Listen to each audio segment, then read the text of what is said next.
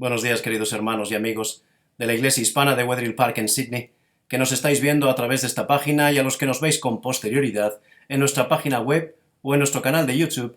Sed todos muy bienvenidos.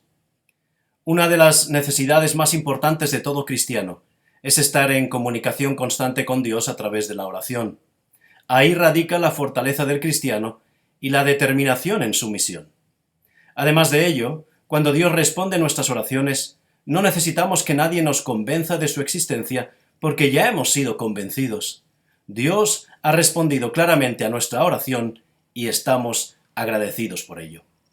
Desgraciadamente, con el paso del tiempo, cuando retrocedemos en nuestro pensamiento, las sensaciones ya no están, el convencimiento ha desaparecido y empezamos a dudar si realmente fue Dios quien nos ayudó o todo se debió a la sugestión del momento. Eso nos pone en una mala posición frente a la posibilidad de que Dios vuelva a actuar en nuestras vidas. Siempre hemos dicho que la confianza en Dios es vital en nuestra relación con Él, sobre todo para poder entender la respuesta a nuestras oraciones, peticiones y súplicas.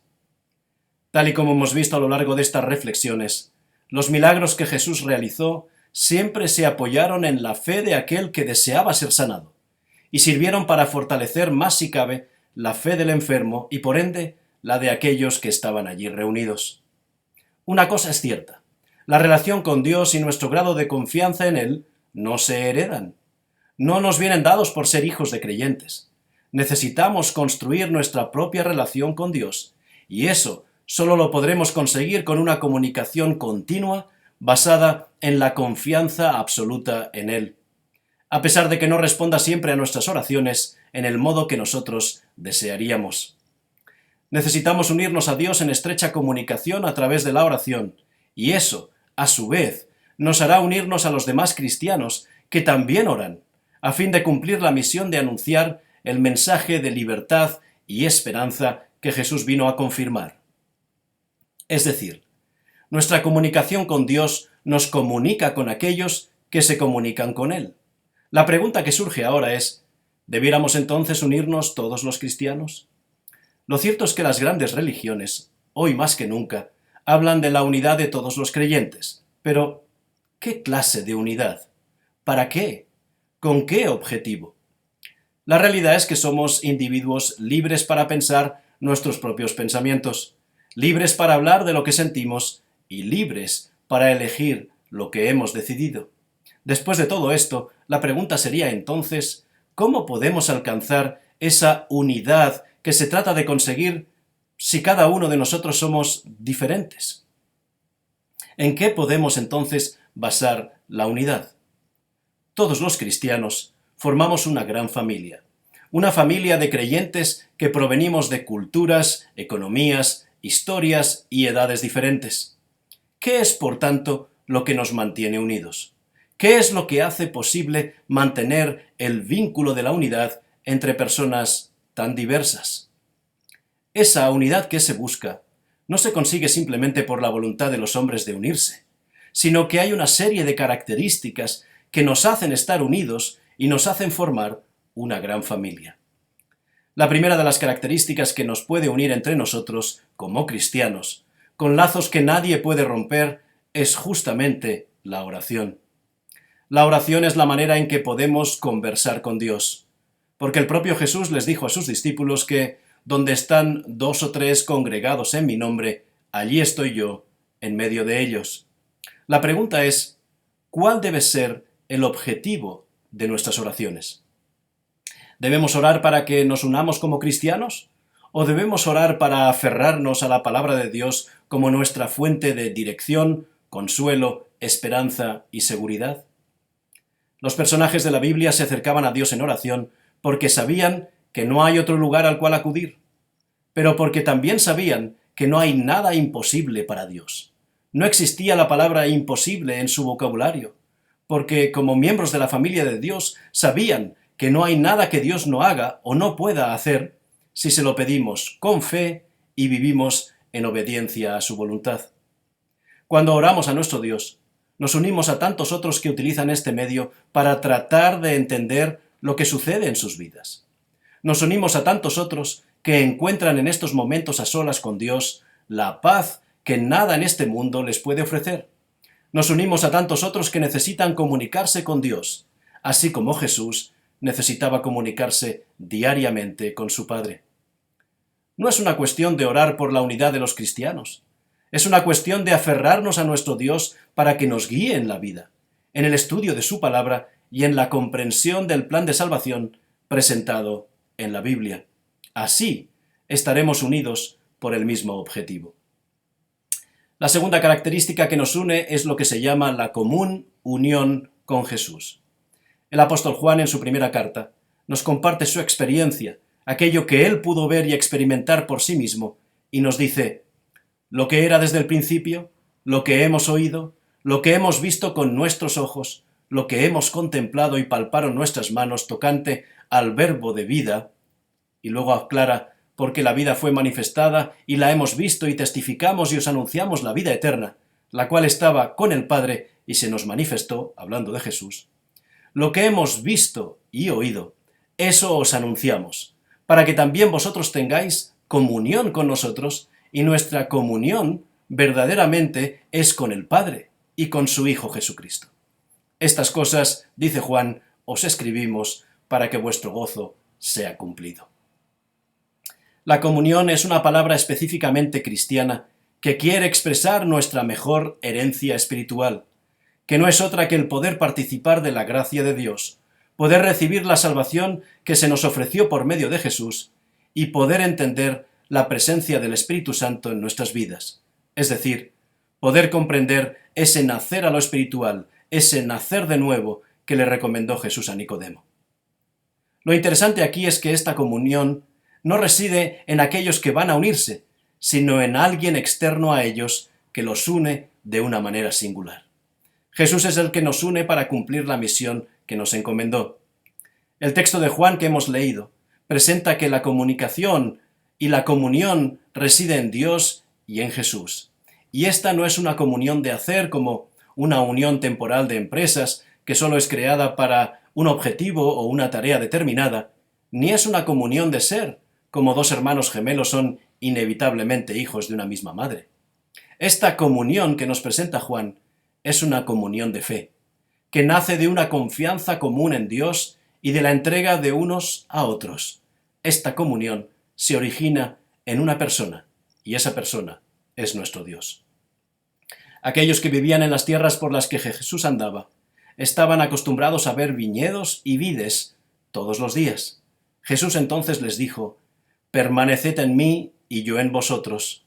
Como el pámpano no puede llevar fruto por sí mismo si no permanece en la vid, así tampoco vosotros si no permanecéis en mí.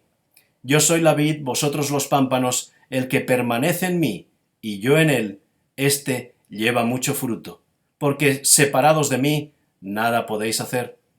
Por tanto, estar en común unión con Dios nos da una serie de beneficios. Nunca estamos solos porque siempre estamos cerca de Él. Dios es la vid y nosotros escogemos ser los pámpanos. Podemos depender directamente de Él para nutrir nuestra vida espiritual, para hablar con Dios acerca de cualquier tema, compartir nuestra experiencia al leer la Biblia y sentir esa paz que Él solo puede darnos. Esto es la comunión. Esta comunión con Dios nos prepara para la comunión con aquellos que disfrutan de la misma experiencia que nosotros. La comunión unos con otros deriva de la comunión con el Padre y con el Hijo, pero tiene un filtro. Ese filtro somos nosotros, los seres humanos. Pero cuando perdemos nuestra conexión con Dios, necesitamos recordar cuál es la esencia de esa comunión. Pablo la presenta a los colosenses en el capítulo 3 y versículos 12 al 14. Vestíos, pues, como escogidos de Dios, santos y amados, de entrañable misericordia, de benignidad, de humildad, de mansedumbre, de paciencia, soportándoos unos a otros, y perdonándoos unos a otros, si alguno tuviere queja contra otro. De la manera que Cristo os perdonó, así también hacedlo vosotros. Y sobre todas estas cosas, dice, vestíos de amor, que es el vínculo perfecto. La comunión se expresa en los lazos de esperanza y actos de amor que podemos encontrar cada uno de nosotros en esta gran familia de la que nos llamamos cristianos. En los momentos difíciles de la vida, el apoyo en la oración personal y en la de aquellos que vierten lágrimas de simpatía por nosotros cuando sufrimos, es todo lo que necesitamos. Ello nos hará recordar que tenemos una familia cuya influencia no tiene límites. ¿Y por qué no tiene límites? Porque Dios no los pone. Común unión en un objetivo. El secreto de la plena felicidad está en la comunión que crea el compartir las buenas noticias del Evangelio. Esta es nuestra comunión. Pero, ¿cómo podemos unirnos a alguien que conocemos muy poco? ¿Qué necesitamos hacer para conocerlo más? Y por consiguiente, comprender qué quiere de nosotros. La tercera característica que nos une como cristianos es nuestra necesidad de conocer a Dios. Y uno de los mejores medios que tenemos a nuestro alcance es el estudio de su mensaje, el estudio de su palabra, para que podamos conocer la voluntad expresa de Dios para nosotros. El enemigo está empeñado constantemente en que ignoremos a Dios o en que desconozcamos a Dios, o lo que es peor, que lo conozcamos mal, que tengamos una imagen distorsionada de Él, que cuando pensemos en Dios solo veamos lo que aparentemente no hace en favor del hombre. Si dejamos de lado la lectura comprensiva y el estudio de la palabra de Dios, empezaremos a construir nuestra propia verdad, nuestra propia manera de ver las cosas y desconoceremos verdaderamente a Dios y su plan de salvación para nuestras vidas. Nos unimos como cristianos cuando reflexionamos acerca de lo que la Biblia nos dice, para así encontrar el significado de esta vida y para entender el presente y el futuro. Seremos entonces como aquellos creyentes de Berea, de los que nos hablaba Pablo, aquellos creyentes que leían con detalle la Biblia para saber si lo que se decía de ella era verdad, para poder dar defensa de su fe y para poder crecer en el conocimiento de Dios y así estar más unidos a Él. Hace años, a los cristianos se nos conocía como los de la religión del libro, en clara referencia a la Biblia. Si nos unimos en el estudio de la palabra de Dios, ella nos iluminará en estos momentos de ansiedad social, o quizás sería mejor decir, de falta de confianza en Dios que vive nuestro mundo. Cuando nosotros como pueblo actual de Dios abramos su palabra diariamente y escuchemos su voz hablándonos, su voluntad nos convencerá y nos hará sabios para ser salvos. La lectura comprensiva de la Biblia aumenta nuestra fe y nos empuja a dar testimonio de aquello que estamos viviendo. Apartemos tiempo para Dios y para su palabra en nuestro cargado horario semanal. Dediquemos tiempo para alimentarnos y nutrirnos espiritualmente con ella. Solo cuando llenemos nuestro corazón y nuestra mente de las sabias palabras que este libro encierra, estaremos preparados para hacer frente a la tendencia a hacer el mal, la tentación, las dificultades y las pruebas. Jesús le recomendó a Nicodemo que debía nacer del agua y del Espíritu. Nosotros nos conformamos con nacer del agua por medio del bautismo y luego dejamos de lado al Espíritu Santo como si fuera una opción. Recordemos que tan necesaria es la decisión de aceptar a Jesús como nuestro Salvador personal y de reflejarlo en el bautismo, como lo es la decisión de aceptar que el Espíritu Santo guíe nuestras vidas en esa regeneración del ser humano que solo Él puede llevar a cabo. Ese es el nacimiento a lo espiritual. Pedro nos dirá en su primera carta, capítulo 1 y versículo 23, habiendo purificado vuestras vidas por la obediencia a la verdad, mediante el Espíritu, para el amor fraternal no fingido, amaos unos a otros entrañablemente, de corazón puro, siendo renacidos, no de simiente corruptible, sino de incorruptible. ¿Por qué? Por la palabra de Dios que vive y permanece para siempre. La cuarta característica que nos une es la adoración a Dios como creador y dador de la vida. Pero, ¿cómo le adoramos? ¿Adoramos a Dios todos de la misma manera? En una iglesia se encendió una acalorada discusión entre aquellos que entendían que debía orarse siempre de rodillas y los que decían que solo debía hacerse en el momento anterior al sermón. Esto trajo más división que unión. Y es triste que los cristianos dividan sus posiciones por un asunto que debería llevar a la unidad. El unirse en adoración a Dios debería ser la experiencia más deleitable para los cristianos, aquellos que profesan ser hijos de Dios. Algunos, no obstante, confunden unidad con uniformidad. Pero, ¿qué es adoración y por qué debería producir unidad? La adoración no es solamente ir al templo en un día determinado de la semana. Adorar es dedicar nuestras vidas a Dios y permitir que las transforme completamente. Adorar es conformarnos a su voluntad y no a la de los afanes de este mundo. Al fin y al cabo, adorar es tratar de agradarle. Recordemos que en reflexiones anteriores decíamos que la adoración no fue creada para complacer a los seres humanos, sino para agradar a Dios. Dios debe ser el centro, el objeto de nuestra adoración. La adoración auténtica tiene un solo objetivo: honrar el nombre y el carácter de Dios.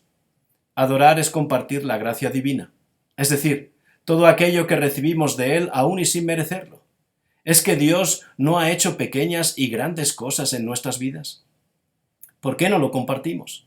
Cuando compartimos con los demás nuestra experiencia de lo que Dios ha hecho en nuestra vida, no solo evitamos fortalecer nuestro ego, sino que fortalecemos nuestra fe y la fe del que nos escucha.